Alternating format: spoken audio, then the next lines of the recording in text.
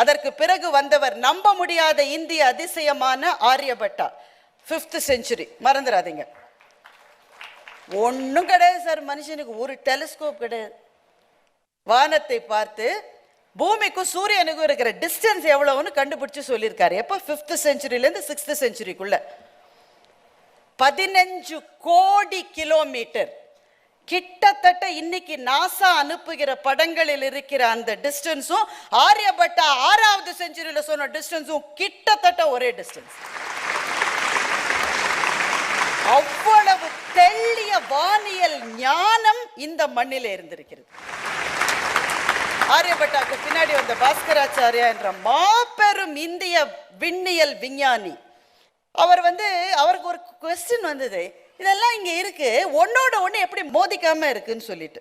அப்ப அவர் சொன்னாரு, ஈர்ப்பு விசையினாலே ஒன்றோடு ஒன்று இடித்துக்கொள்ள